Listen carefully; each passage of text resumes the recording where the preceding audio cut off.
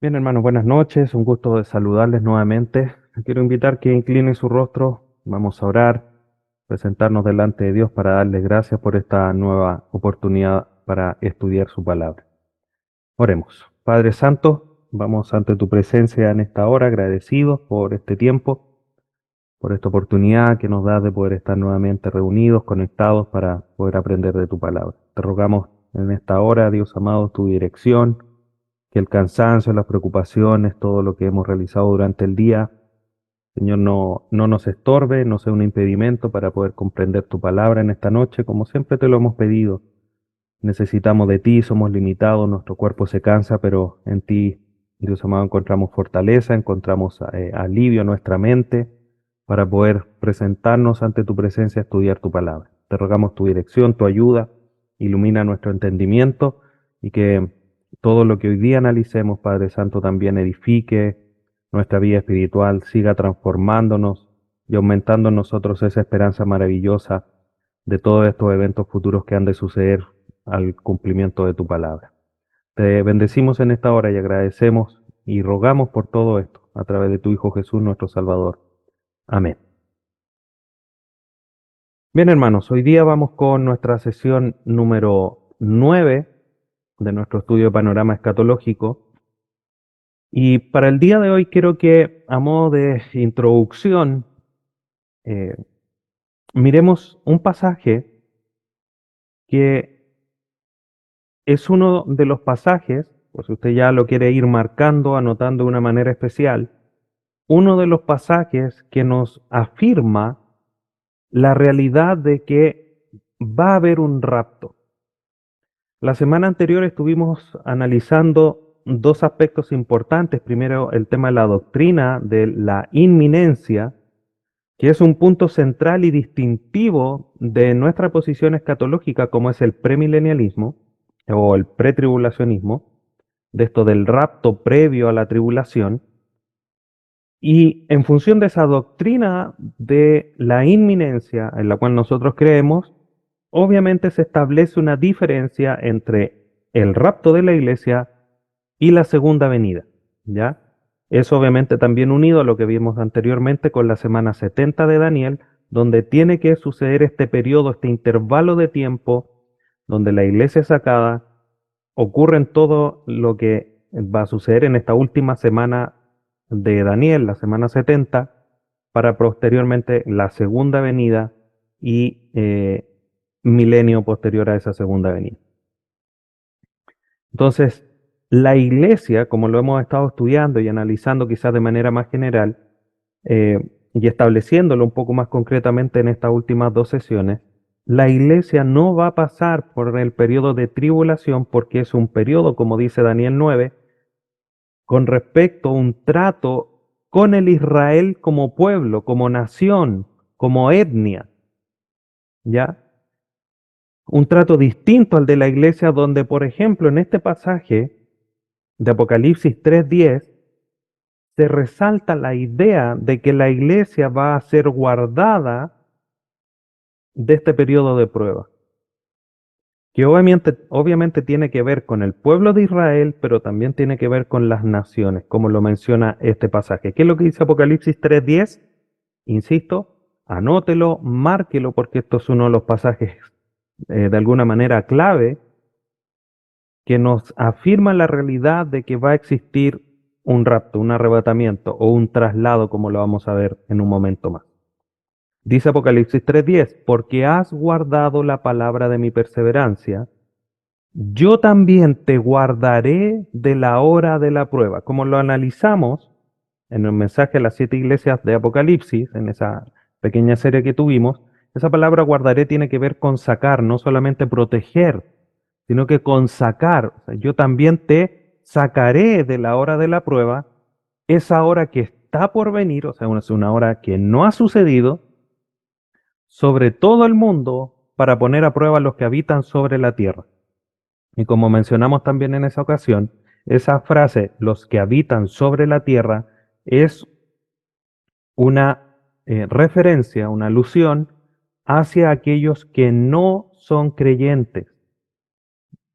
Por lo tanto, lo que aquí está diciendo el Señor Jesús como mensaje a la iglesia es que todos los que perseveren, obviamente a través de la gracia, van a ser rescatados, van a ser guardados, sacados de esa hora de prueba.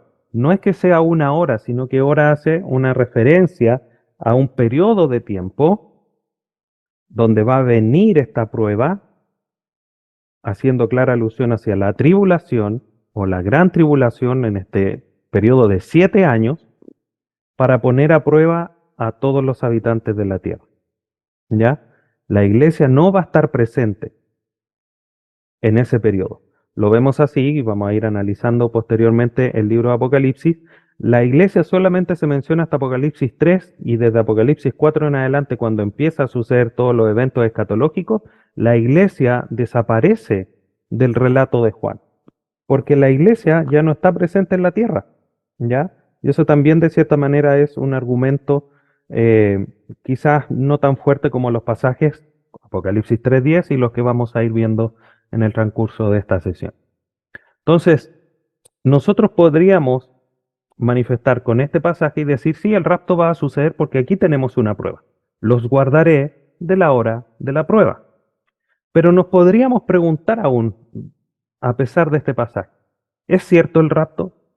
Y como lo mencioné en su momento, el rapto, hermanos, es una de las doctrinas, de las enseñanzas que más eh, ataques ha recibido y recibe hasta la actualidad. Es una doctrina, una enseñanza que recibe muchas burlas, eh, pero hoy día, hermanos, vamos a ver que tenemos antecedentes bíblicos y tenemos precedentes bíblicos respecto de que es posible y de que va a suceder un rapto. Como lo mencioné recién, Apocalipsis 3:10 es uno de esos pasajes. Pero para poder decir y responder a esta pregunta, ¿es cierto el rapto? Primero tenemos que definir qué es lo que es el rapto. El rapto, que es como habitualmente se conoce, también se conoce como arrebatamiento, que es otra palabra, ¿ya? La palabra arrebatados también aparece en el libro, perdón, en la carta de Tesalonicenses, donde dice que vamos a ser juntamente arrebatados, ¿ya? Y por eso obviamente que el concepto, arrebatamiento, rapto. Entonces, nosotros, hermanos, creemos en un rapto o en un arrebatamiento que va a suceder antes de la tribulación. Por eso nuestra postura es pretribulacional, que tiene que ver obviamente con el rapto pretribulacional. Ese sí es un concepto que es importante que manejemos. Si les es difícil de pronunciar o de aprendérselo, obviamente el concepto general es que hay un rapto antes de la tribulación. Con eso es suficiente, más allá del concepto que puede ser difícil de quizás de aprender o de pronunciar. Pretribulacional, ¿ya? Y este evento, como lo vimos la vez anterior, y es necesario siempre destacarlo, es un evento distinto de la segunda venida. ¿Ya? Como lo vimos y lo pueden repasar, no lo voy a mencionar nuevamente, hay 16 puntos al menos donde se establece claras diferencias entre el rapto de la iglesia y la segunda venida. Uno de ellos es que para el rapto no hay señal alguna, no se mencionan señales previas, distinto es a la segunda venida donde sí hay señales, porque hay todo un periodo de 7 años que tienen que ir cumpliéndose ciertas profecías, actos, como lo menciona el libro de Apocalipsis, antes de la segunda venida del Señor Jesús. ¿Ya? Entonces, tenemos un rapto antes de la tribulación, diferente de la segunda venida, que también lo conocemos como arrebatamiento, y el rapto propiamente tal lo podríamos definir como el traslado de la iglesia al cielo, o como un evento donde la iglesia es removida de la tierra. ¿Ya? El rapto, hermanos, es ese concepto donde se pasa a la iglesia de un lugar a otro. Hay un traslado. Somos sacados de la tierra, arrebatados, para llevarlos hasta otro lugar. Y eso es importante, hermanos, que nosotros lo tengamos en cuenta, porque hay precedentes bíblicos respecto de traslados desde un lugar a otro. Y eso es importante porque si bien esos ejemplos, como los vamos a revisar en un momento, son particulares, nos sientan un precedente bíblico que no es menor de considerar. ¿Ya? Entonces, el rapto es el traslado de la iglesia al cielo, o el evento donde la iglesia es removida de la tierra. Eso es el rapto, en términos sencillos, en términos obviamente lo más coloquiales posible. Y para esto tenemos antecedentes bíblicos. En las escrituras, hermanos, encontramos ejemplos o precedentes del rapto como lo acabo de mencionar. Hay ejemplos.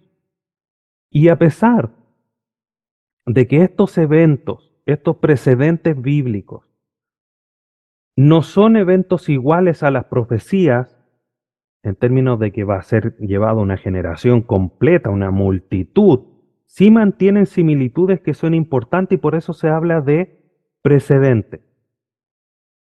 Pero antes de eso, hermanos, es importante que nosotros atendamos primero, y perdón que sea reiterativo en esto, pero hay pasajes que son clave y que nosotros debemos quizás mantener, marcar en nuestra Biblia, tenerlos anotados como pasajes centrales. Apocalipsis 3:10 es uno. Pero también Juan 14:3 nos entrega una idea, no lo menciona en términos de hay un rapto, quizás de esa manera tan clara, pero este pasaje de Juan 14:3 nos entrega un concepto, nos entrega la idea de, de que hay un rapto, de que va a suceder. Juan 14, versículo 3, el Señor Jesús dice, voy a leer desde el 1 para comprender la idea completa. Dice el Señor, no se turbe su corazón, crean en Dios, crea también en mí. En la casa de mi Padre hay muchas moradas. Si no fuera así, se lo hubiera dicho, porque voy a preparar un lugar para ustedes. Y si me voy y les preparo un lugar, vendré otra vez y los tomaré a donde yo voy, para que donde yo esté, allí estén ustedes también. Y conocen el camino a donde voy, termina diciendo en el versículo 4. Entonces vemos en este versículo 3, hermanos, esta idea. Donde yo estoy, yo los tomaré y los voy a llevar a donde yo estoy. Está la idea de este traslado de creyentes a otro lugar, desde la tierra al cielo. ¿Dónde está el Señor? ¿Dónde se fue Jesucristo una vez que resucitó después de presentarse a sus discípulos ahí en Hechos? Al cielo, en las nubes. Y eso, hermanos, nos da obviamente de una manera clara la idea de que hay un traslado.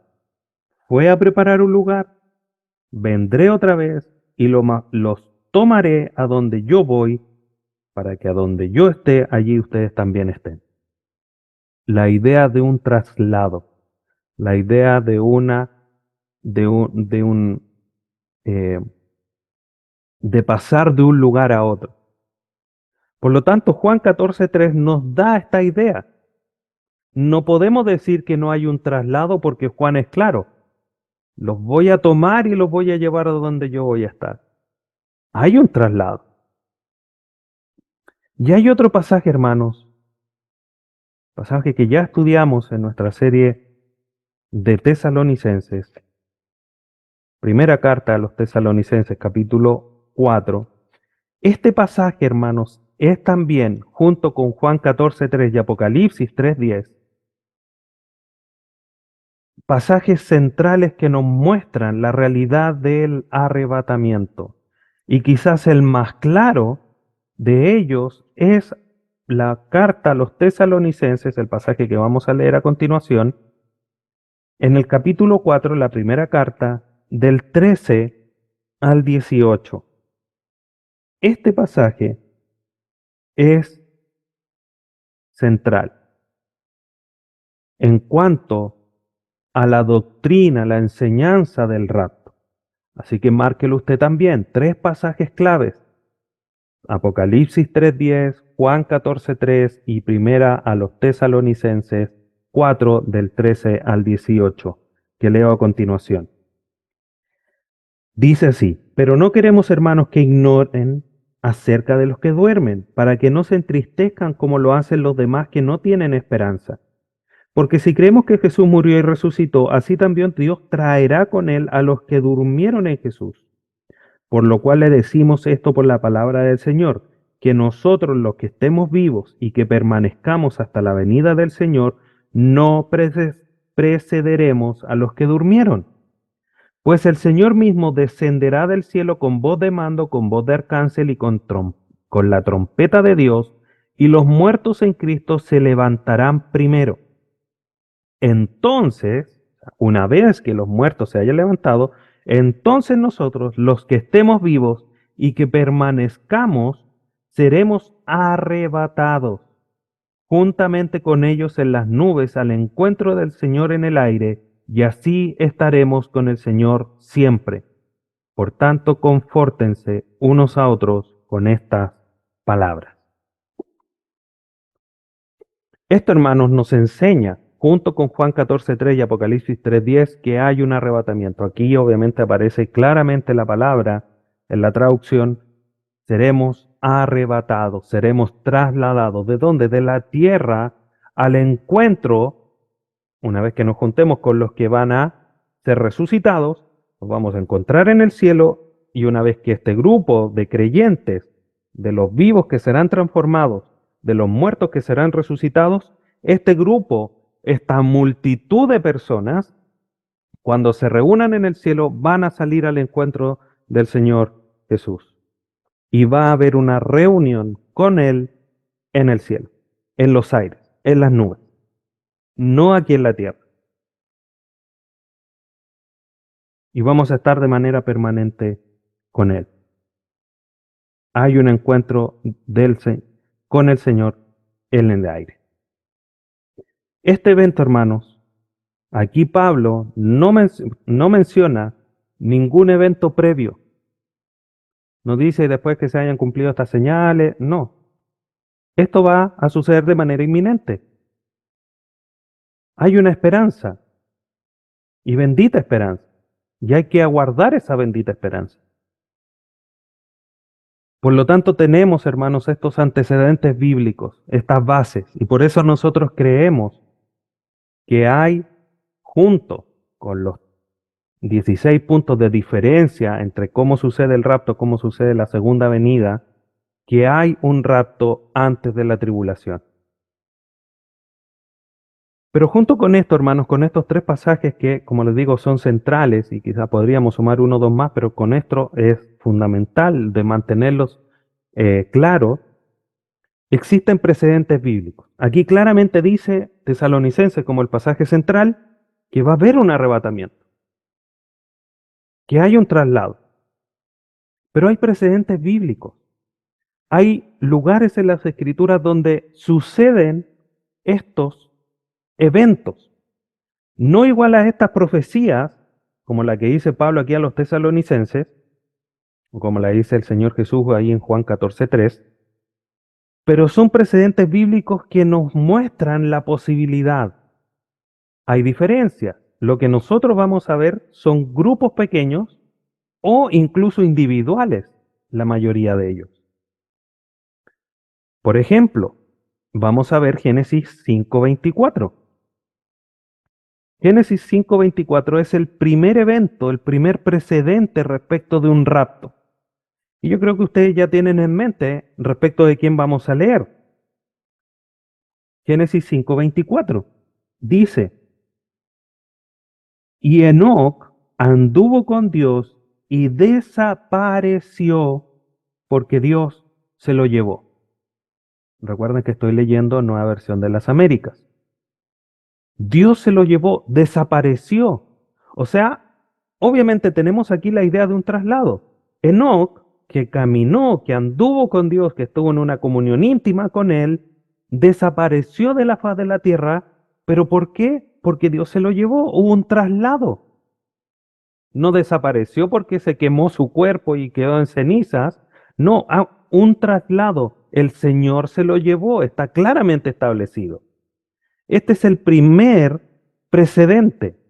Y este precedente es corroborado en la carta a los Hebreos capítulo 11 versículo 5. Entonces, la historia de Enoc, hermanos, es el primer precedente bíblico de un rapto, de un arrebatamiento, de un traslado. Obviamente, reconocemos que hay una diferencia, que hay una sola persona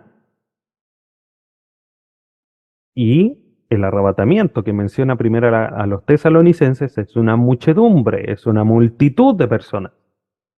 Pero hay un precedente. El Dios poderoso que lo hizo solo con Enoc, lo puede hacer con 1 millar de personas o con millones de personas. Vamos a ver qué es lo que nos dice este segundo pasaje en el segundo libro de Reyes, y yo creo que ya también se le está viniendo a la mente quién puede ser este segundo precedente. Son historias conocidas, hermanos, no son historias eh, que no conozcamos, que no se mencionan habitualmente. En el segundo libro de Reyes, capítulo 2, tenemos la historia de un profeta.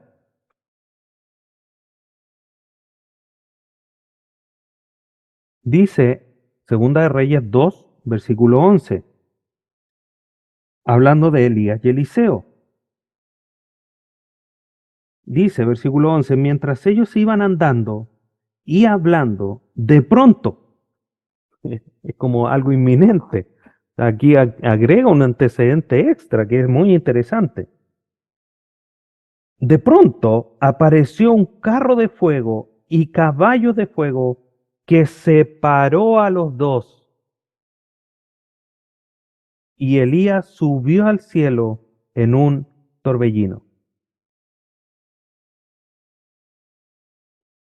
Aquí tenemos quizás con una historia completamente distinta, con una historia que quizás a nuestra vista es mucho más vistosa, con carros de fuego, con caballos de fuego, pero la idea central está aquí.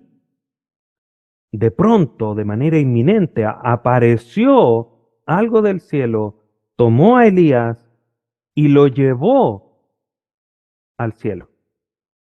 Y lo separó, o sea, tiene este también, recalca esta idea de traslado. Eliseo no fue trasladado, se quedó en la tierra. Elías fue trasladado en este carro de fuego, en un torbellino, al cielo. Por lo tanto, aquí, hermanos, dejando de lado, como decía, lo más vistoso a nuestros ojos, como es el carro de fuego, los caballos de fuego, hay un traslado de una persona desde la tierra, separada del compañero que iba y trasladada al cielo. Por lo tanto, la historia, ustedes después quizás la pueden leer completa en todo el capítulo 2 del segundo libro de Reyes, está la historia completa de Elías y de Eliseo y de este suceso, con lo que sucedió antes, lo que sucedió después. Pero aquí en el versículo 11 tenemos este precedente bíblico de un traslado de la tierra al cielo. Hechos, capítulo 1, versículo 9. Este pasaje obviamente tiene una connotación especial porque trata de nuestro Señor Jesús. Hechos, capítulo 1, versículo 9. Dice lo siguiente. Después de haber dicho estas cosas,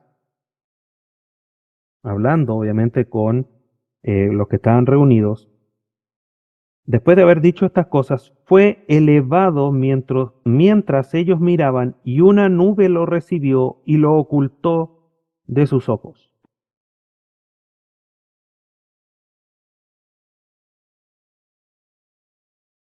Este pasaje, hermanos, obviamente es la ascensión de nuestro Señor Jesús.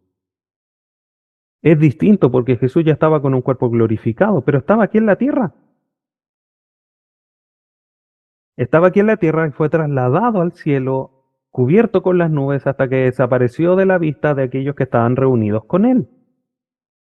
Entonces, este pasaje, hermanos, no solo nos sienta un precedente ciertamente especial, porque es la ascensión de nuestro Señor Jesús, pero hay un traslado de Jesús en la tierra al cielo.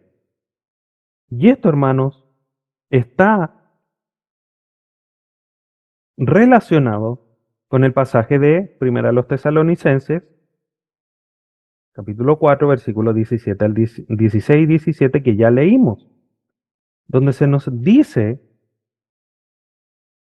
que nos vamos a encontrar con Él en el cielo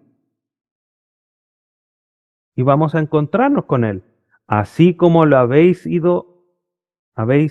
visto irse, así Él vendrá en las nubes a buscar a su iglesia. En el cielo nos encontraremos con Él. Entonces este precedente también nos muestra la posibilidad de un rapto, que obviamente ya deja de ser posibilidad porque estamos sentando bases bíblicas, como ya lo leímos en 3 pasajes, y estos precedentes nos van reafirmando la idea de que un rapto sí es posible, que no es algo ajeno a la realidad de lo que la Biblia ha manifestado en distintas partes de sus escritos. Versículo 4, perdón, número 4, Hechos capítulo 8. Este pasaje, si bien es distinto a los otros, también nos sienta el precedente que Dios puede trasladar. Este pasaje de Hechos 8, 39 y 40 es la historia de Felipe. Dice así, Hechos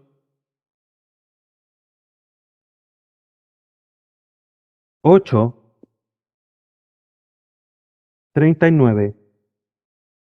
Dice, al salir ellos del agua, el Espíritu del Señor arrebató a Felipe y no lo vio más el eunuco, que continuó su camino gozoso. Pero Felipe se encontró en Azoto y por donde pasaba anunciaba el Evangelio en todas las ciudades hasta que llegó a Cesarea. Felipe fue trasladado desde la región donde estaba con el eunuco y fue trasladado hacia otra ciudad. Obviamente este traslado no fue al cielo, pero hay un traslado desde una ciudad a otro, desde un lugar geográfico a otro lugar geográfico, con un propósito. Felipe tenía que predicar el Evangelio en la otra ciudad a la que fue trasladado. Por lo tanto, aquí tenemos también un antecedente, quizás no igual porque no es al cielo, pero hay un traslado. Dios puede hacer eso. Segunda carta de Pablo a los Corintios, capítulo 12. Esta historia también es conocida. Versículos 2 al 4. Segunda carta a los Corintios 12, del 2 al 4. Dice, conozco un hombre en Cristo que hace 14 años, no sé si en el cuerpo, no sé si fuera del cuerpo, Dios lo sabe, el tal fue arrebatado hasta el tercer cielo. Y conozco al tal hombre, si en el cuerpo, fuera del cuerpo, no lo sé, Dios lo sabe, que fue arrebatado al paraíso y escuchó palabras inefables que al hombre no le permiten expresar. Aquí Pablo, hablando de él mismo, aunque en tercera persona, menciona que fue arrebatado. En esa experiencia tan sublime de escuchar incluso palabras inefables, increíbles, maravillosas, no sabe incluso si fue en el cuerpo o en el espíritu, pero fue arrebatado desde la tierra al tercer cielo, desde la tierra al paraíso. Otro precedente más. Si vemos, hermanos, estos 5 precedentes, vemos que de manera individual Dios ha hecho el traslado, en la mayoría de ellos, desde el cielo a la tierra. Perdón, desde la tierra al cielo, a excepción de la historia de Felipe. Pero hay otro último pasaje, hermanos, que sienta este precedente, y es en el libro de Apocalipsis. En el libro de Apocalipsis, capítulo 11, versículo 12, dice, hablando de los dos testigos, aquí ya no es uno, son dos. Es un precedente bíblico a pesar de que la historia la relata posterior al arrebatamiento, como nosotros lo creemos, pero tenemos este antecedente de que va a haber un rapto posterior en dos personas. Aquí se mencionan a los dos testigos. Y estos dos testigos, dice aquí en el versículo 12 de Apocalipsis 11, dice, entonces ellos oyeron una gran voz del cielo que les decía, suban acá. Y subieron al cielo en la nube y sus enemigos los vieron. Entonces, si ustedes notan, hermanos, aquí tenemos precedentes bíblicos de que un rapto es posible. Y junto con los tres pasajes centrales, podemos nosotros afirmar que el rapto es posible. ¿Es posible un rapto? Es posible un rapto. Y creemos en un rapto, porque así lo manifiestan las Escrituras. Junto con estos precedentes, con los tres pasajes centrales que les mencioné. Entonces, este rapto, hermanos, es el primer gran evento de la cronología del fin de los tiempos. Ocurre el rapto y comienzan a ocurrir todos los hechos posteriores. Esos eventos posteriores se pueden poner en una cronología y definir aproximadamente cuánto tiempo van a durar. Porque sabemos que a la mitad de la semana, 3 años y medio, se va a manifestar el hombre de pecado, como lo dice Daniel 9.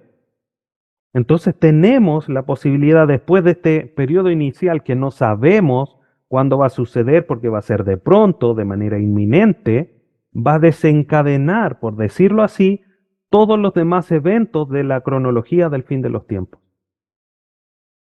Este rapto, hermanos, es un rapto inminente, es un rapto de pronto, no sabemos cuándo va a suceder, porque no hay señales. En las escrituras no se establecen qué señales van a ocurrir antes de esto, pero sí de la segunda venida. Y este rapto será total. Todos los creyentes en Cristo van a ser arrebatados, tanto los que están muertos en la carne, porque su espíritu está vivo, porque han creído en el Señor Jesús, su cuerpo será resucitado, transformado, nosotros seremos transformados y nos vamos a reunir con el Señor en las nubes o en el cielo. Todos los creyentes, todos van a ser trasladados. La iglesia de Cristo en su plenitud va a ser trasladada para que posterior a este evento que va a desencadenar toda la cronología de eventos finales acá en la tierra, va a también iniciar dos grandes eventos en el cielo, el tribunal de Cristo y las bodas del Cordero, para ir asociándolo a estos futuros eventos que vamos a estar estudiando. Entonces, si pudiéramos hacer una pequeña ilustración de cómo es que va a suceder, tenemos la cruz de Cristo, el periodo de la iglesia, en un instante va a ocurrir el arrebatamiento donde Cristo no llega a la tierra, sino que los creyentes se juntan con Él en el cielo, en las nubes, son llevados a la eternidad, al cielo, donde ocurre el tribunal de Cristo, la boda del Cordero. Acá en la tierra, ese evento del arrebatamiento inicia esta última semana de Daniel, la tribulación, 7 años, para que posterior a esos 7 años ocurra la segunda venida donde el Señor Jesús sí llega a la tierra. Y por eso se conoce como segunda venida propiamente tal, que da inicio al milenio, 1000 años de gobierno de Jesús aquí en la tierra, para posterior a ese milenio partir con la eternidad. Obviamente la eternidad ya partió antes, pero el inicio la tenía en el fondo sin ya más eventos de carácter acá en la tierra, con el cielo nuevo, la tierra nueva, etcétera, etcétera.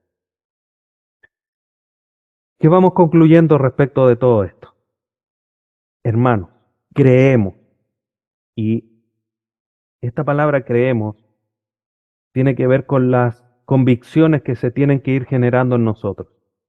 Ustedes antes podían decir que creían en un rapto, pero ahora tienen los antecedentes bíblicos y las convicciones fuertes o más fuertes de las que tenían respecto de creer en un rapto antes de la tribulación o pretribulacional. Entonces tenemos esta convicción, porque creemos en un rapto, porque tenemos precedentes bíblicos de la acción del traslado que nos ayudan a tener esa convicción de que hay un rapto antes de la tribulación. Y este rapto tiene una diferencia sustancial con la segunda venida, por lo que vimos en la sesión anterior, 16 puntos de diferencia, donde no hay posibilidad de encontrar un punto medio.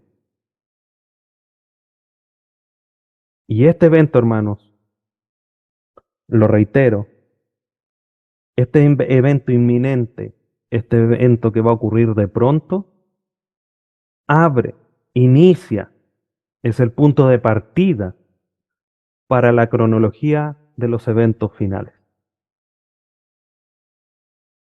Este es el rapto de la iglesia. De aquí en adelante, hermanos, con la ayuda de Dios, vamos a estar analizando todo lo que va a ir sucediendo en función de lo que el libro de Apocalipsis de manera principal nos menciona. Los sellos, las trompetas, los testigos, la adoración en el cielo, el dragón, el falso profeta, etcétera, etcétera. Pero teniendo claro que el inicio de todo esto es el rapto de la iglesia. Porque la iglesia no va a pasar por este periodo de tribulación, el gran día de Jehová,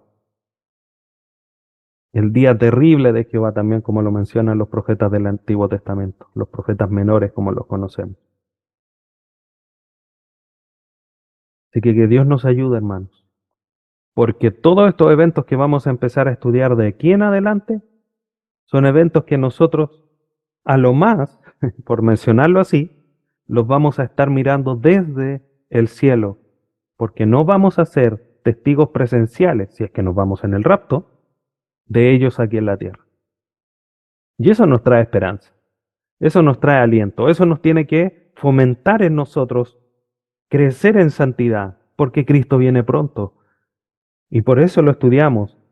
Sería bueno recordar las enseñanzas de la serie a los tesalonicenses a la espera de su regreso inminente. Y esto nos tiene que animar a vivir en santidad, a vivir apegados a su palabra, a vivir sujetos a su voluntad, porque Cristo viene de manera inminente por los creyentes, por la iglesia, por su novia. Que Dios te bendiga, hermano, y espero que esta clase, esta sesión, sea de mucha bendición y se creen esas convicciones bíblicas en tu corazón del rapto inminente de la iglesia antes de la tribulación. Te invito a que inclines tu rostro y oremos. Padre Santo, te bendecimos en esta hora. Te damos gracias por tu palabra, clara y precisa, suficiente para todo, y que hoy día nos enseñe, nos ilumina nuestro entendimiento respecto a los eventos futuros. Dios amado, entendemos que vienes por tu iglesia, por el cuerpo de creyentes que tú has escogido, para ser arrebatados, ser trasladados al cielo, para después manifestar tu ira, como lo manifiesta tu palabra. Te damos gracias, Dios amado. Ayúdanos para que todo esto nos anime en la fe, nos anime en la santidad, nos anime a vivir conforme tú has mandado. Te bendecimos, Padre Santo, y te damos gracias por el estudio del día de hoy. Te glorificamos a través de tu Hijo Jesús. Amén.